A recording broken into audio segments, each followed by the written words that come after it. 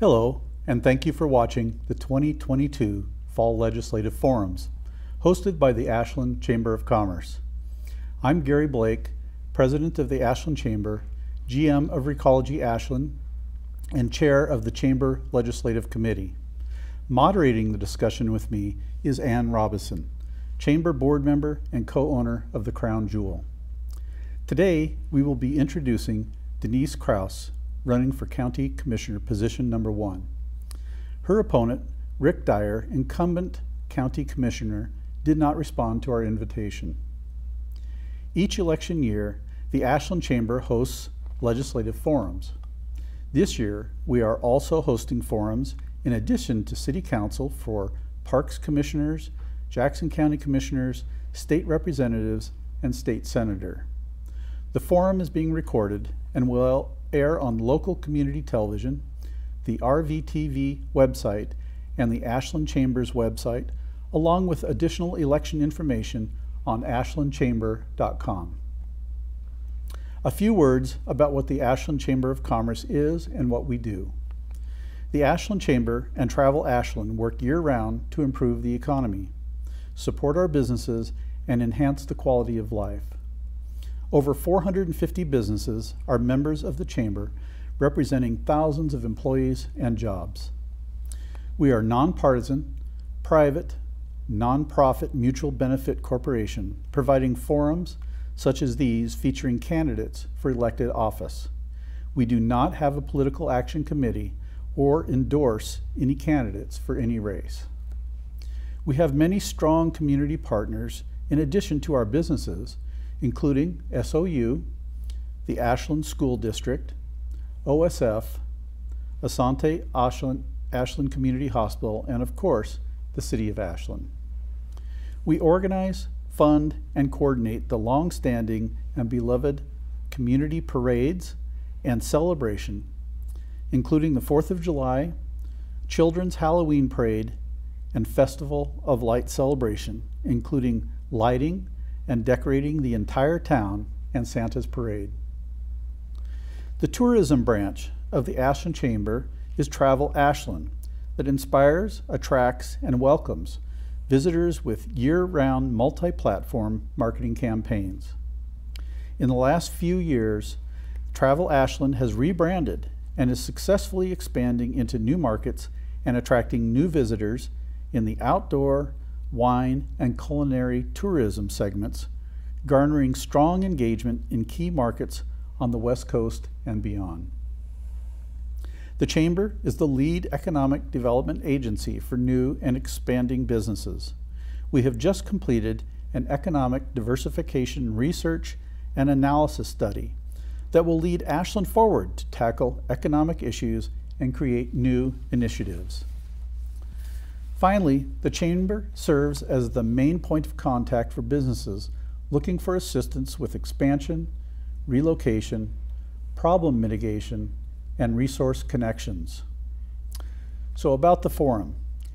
Our candidate will have a 2-minute opening statement to discuss why she is running for her position and what skills and accomplishments qualify her to serve as an Oregon elected official.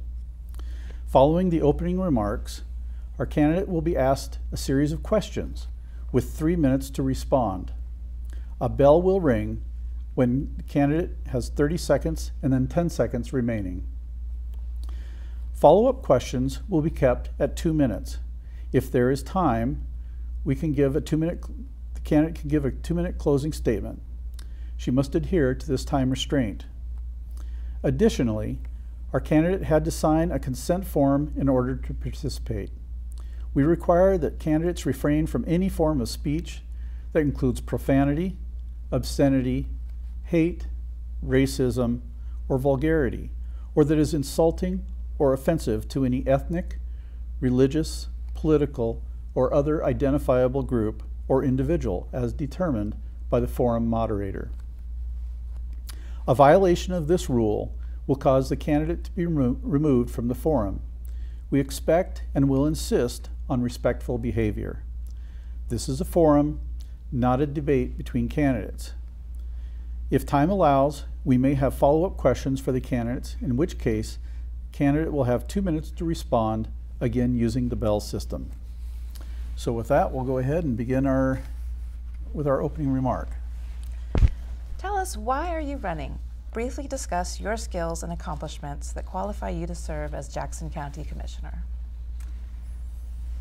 Well, thank you for the opportunity to be here. I want to tell you that I have very deep Oregon roots, and my great-grandmother actually was featured on the front page of the Portland Oregonian in 1947.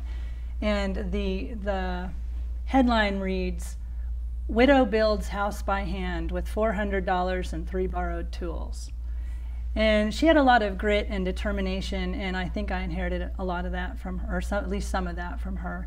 But I grew up in a small farming community, and my mom and dad were the owners of the local newspaper. And so I was able to, ride my horse down Main Street with my dog by my side, and everybody knew who I was because of my parents, because they were so incredibly involved in the community. And my dad wrote a political editorial every week in the newspaper, and he was very involved in all the civic organizations. And he was my role model, and he ran for Congress in U.S. Congress in 1984. And I got my undergraduate degree from the University of Kansas, and that's why I'm such an avid and enthusiastic Jayhawk basketball fan. But I got a little job after college, an entry-level position in an academic health science center. And I didn't realize then that I would be there for 25 years, but I had 25 years to work my way up. And during that time, I went back to school and I got my a master's degree and a PhD degree in preventive medicine. And later, over this period of time, I had worked my way up to a very high-level position where I was managing over 6,000 people, the IT projects of over 6,000 people, managing a large team and multi-million-dollar budgets. So I was also, that was my administrative role, but in my academic role, I was a professor of epidemiology, and my research background is access to care. So I retired from that in 2017, and I am now in retirement. I have a small business. And I do public health consulting, and I also do farming. So in our small farm, we raise dairy sheep and hay and organic vegetables. So I got involved with county and everything about county because of a local pig farm that was basically breaking every rule in the book. So I had a crash course in land use and zoning and code enforcement, and even presenting in county hearings. And it was that experience that got me kind of interested in the question about what does a county commissioner actually do. Great. All right, well, thank you. First question. There are numerous tracts of county land within and adjacent to the city of Ashland properties. How would you address the management of these lands on issues such as weed abatement, fire prevention, road repair, etc.? So I think it's incredibly important that county take responsibility for maintaining county lands wherever they are. And I think we have seen what happens when that doesn't occur. And with the Greenway, and the Greenway is actually managed by 7 different jurisdictions. And the county is one of them, and then the 5 municipalities from Ashland to Central Point, and then also the Oregon Department of Transportation. So I think it's really important that county maintain the weeds on county land, because it can, for fire purposes, if no other reason.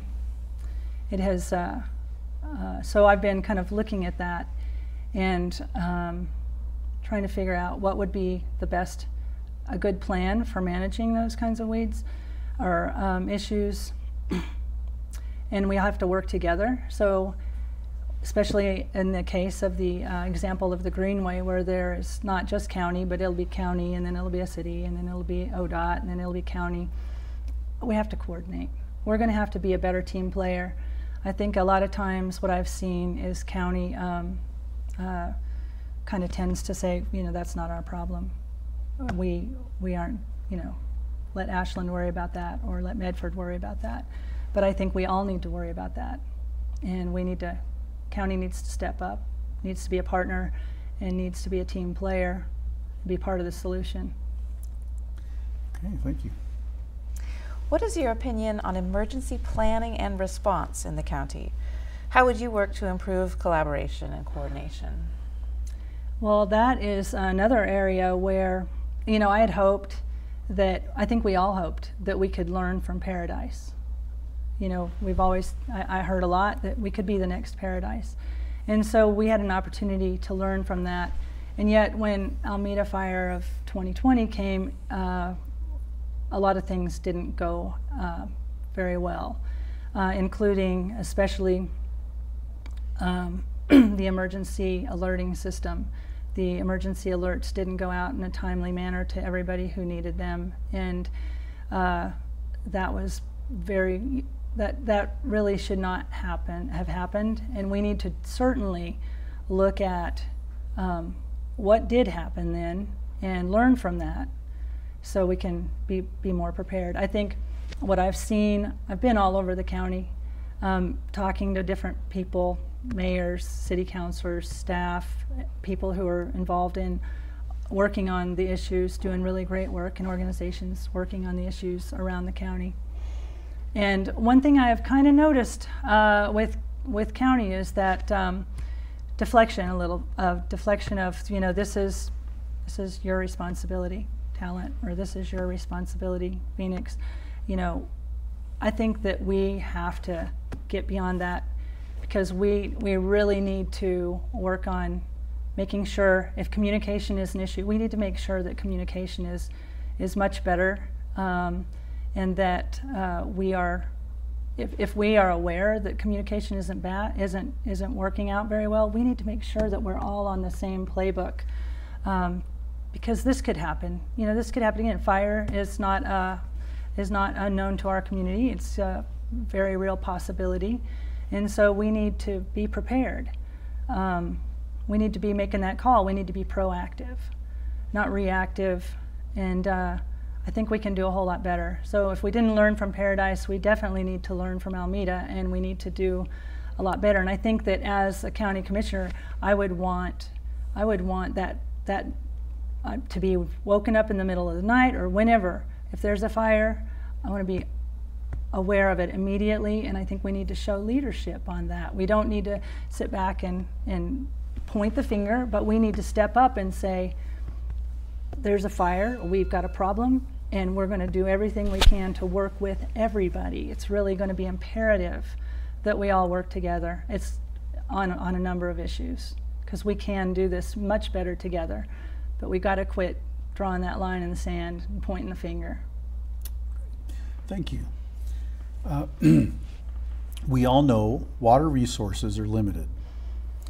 How would you respond to competing issues or uses?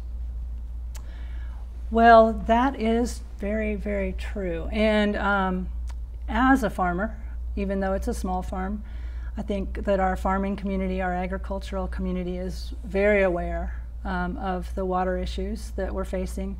It's kind of like being on the front lines of that issue.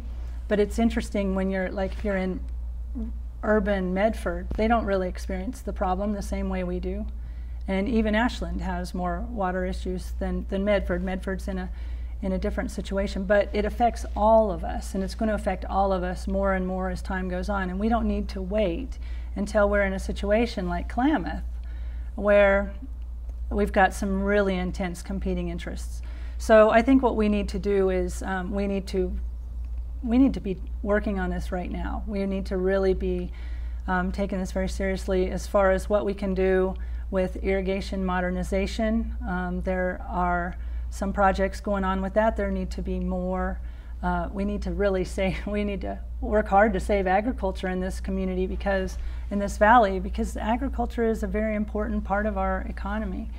And But that may mean that we have to look at what we're doing and how we adapt to our changing times. And on an urban level, or we can do a lot more. I think there are communities doing so much with gray water.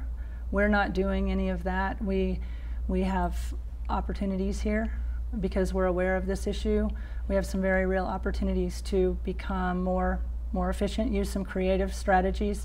There are places like San Diego who they have green yards, but they don't get any rain or have much water, and that's because they're using some really effective ways to use their gray water.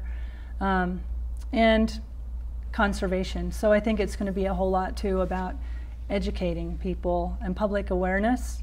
And I have started to do some public service announcements or public awareness announcements. I think that's a job of a county commissioner, is to make, to inform and to educate and to lead. And so, and to champion things that are going well.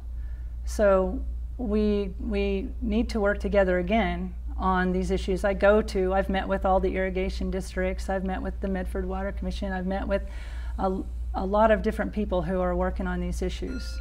And there's a lot we can do. And I think that another role that the county commissioner can do is to be a facilitator and to be a convener, and to again champion those that are doing the good work, but also to lobby for the money that we need to take on some of these big challenges, because they're going to be expensive to make these changes, to whether it's how we're going to be more efficient with water, to how we're going to be more fire adapted, and so there's a lot of opportunity. I think it's exciting actually now that we're kind of in a place where we can't afford, in my opinion, we cannot afford to do business as usual, but we really need to start coming together, and I think we're motivated in a whole new way to come together and work on these problems.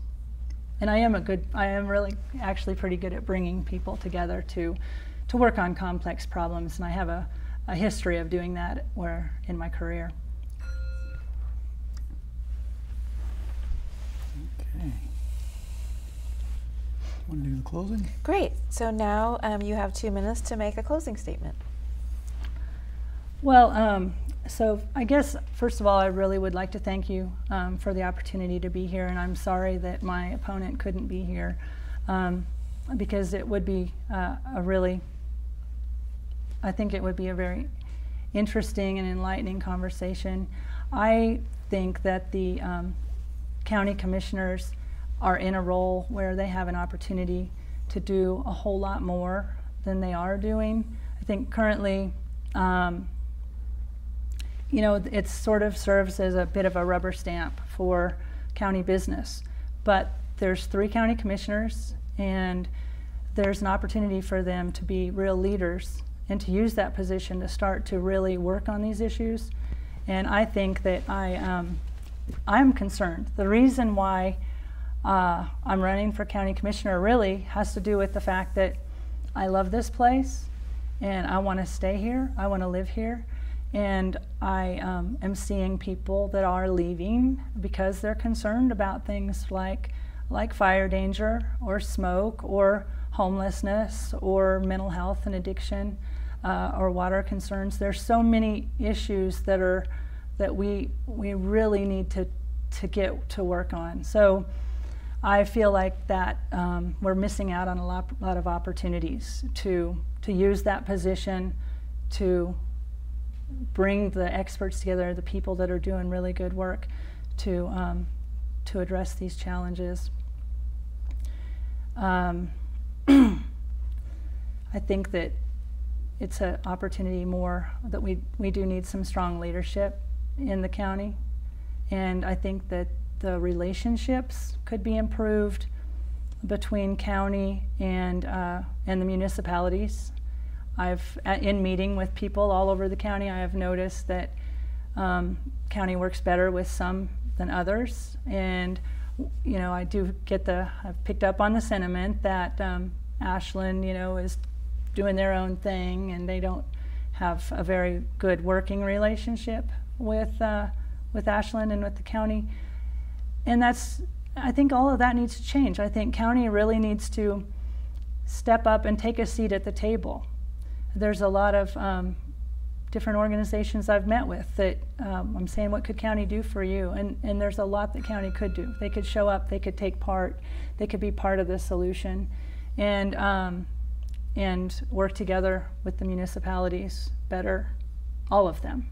And I like the diversity of our county and our towns. You know, we're not all the same. Each town has a bit of a different identity, and I think that the diversity of the county is a real asset that that is overlooked by our current county commissioners. Very good. Well, thank you, Denise, for being here, and thank you for stepping up and being a candidate so voters can get a different perspective and have a choice in this election. It's very important. I want to thank the RVTV crew for the wonderful job they've done in putting this together. And lastly, I want to thank the viewers and the audience who are viewing this, and just appreciate everybody. Thank you.